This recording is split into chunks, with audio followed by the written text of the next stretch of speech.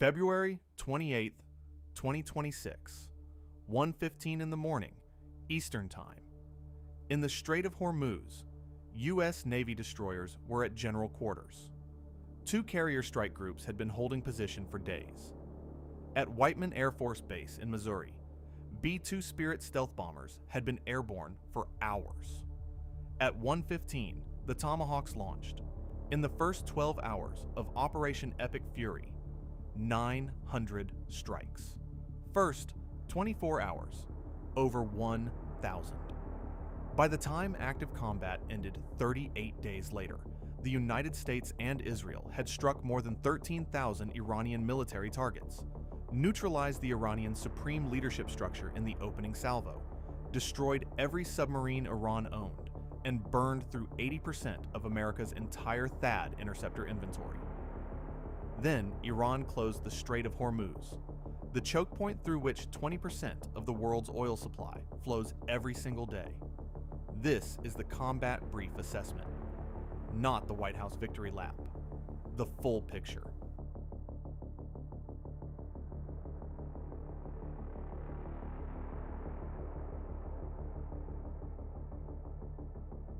The foundational threat was the nuclear program. By late 2025, Western intelligence assessed Iran was within weeks of weapons-grade material sufficient for multiple devices. In June 2025, Operation Midnight Hammer sent B-2 stealth bombers from Missouri to drop GBU-57 massive ordnance penetrator bunker busters on Iran's underground nuclear facilities at Fordow and Natanz. The strikes were declared successful. The classified damage assessment said otherwise.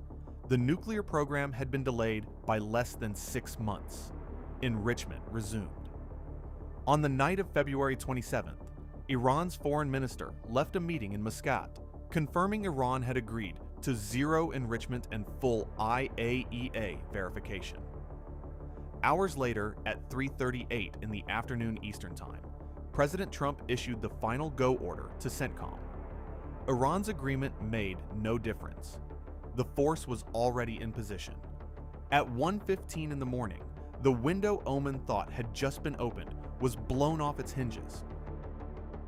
CENTCOM described the opening wave as a single synchronized strike across all domains simultaneously: air, sea, land, cyber, and electronic warfare, all at once. The objective was shock, paralysis, and disruption of command before Iran could react. The opening salvo targeted the Iranian supreme leadership structure and command network.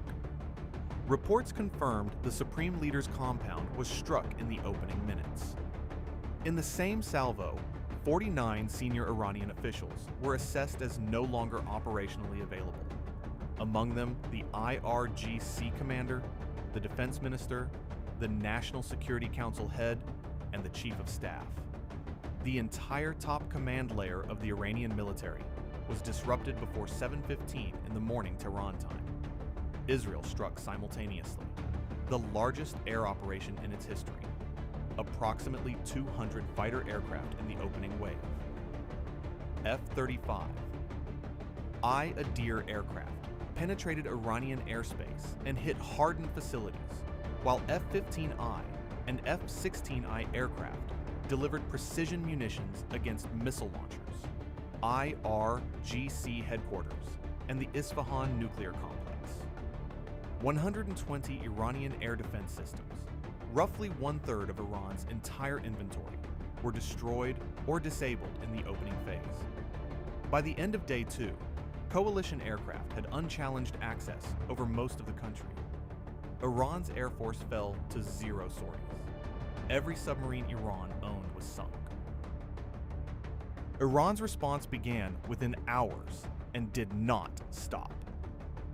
Operation True promised approximately 420 missiles and drones across 9 countries simultaneously on Day 1. The UAE received over 2,800 over the course of the campaign. Israel, 1,357. U.S. military bases across 6 countries were hit in the opening 48 hours. The THAAD radar at Muwafaq Salti Air Base in Jordan, one of only 9 such radars in the entire U.S. global inventory, valued at $300 million, was destroyed by a single Iranian Fatah ballistic missile. 13 American service members were killed, 381 wounded. The single most consequential Iranian action was not a missile strike.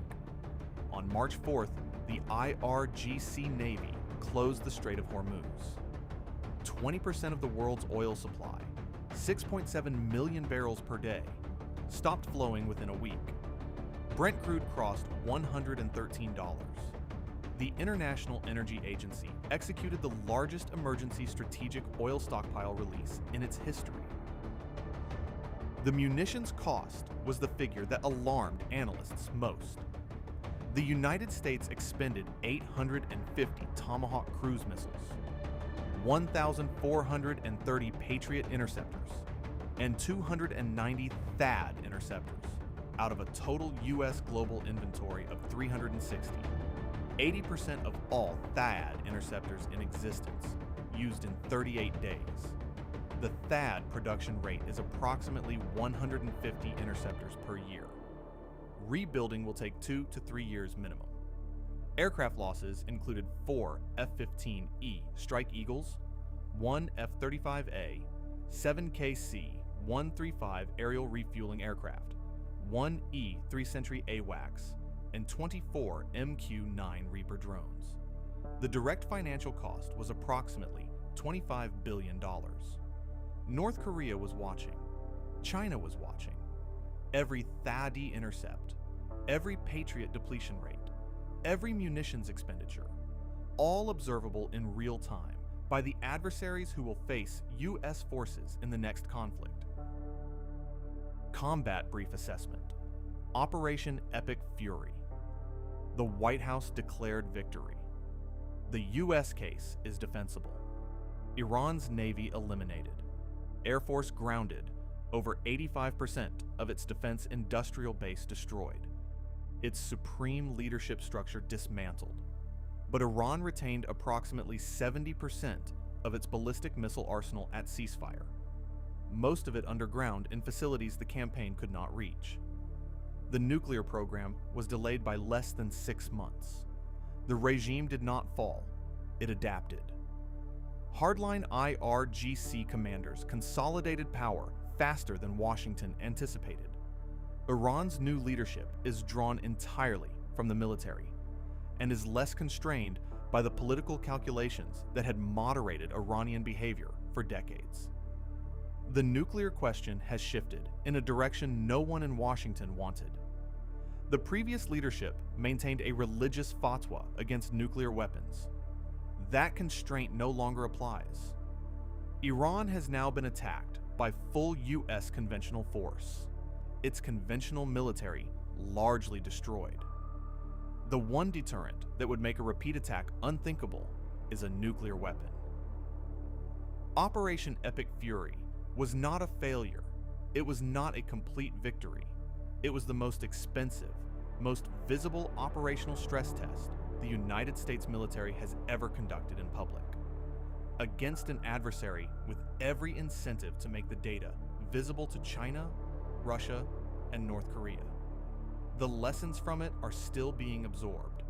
This was today's combat brief. Assessed, not explained. If this assessment changed how you think about what happened, make sure to leave a like and subscribe for next briefing. Thank you for watching.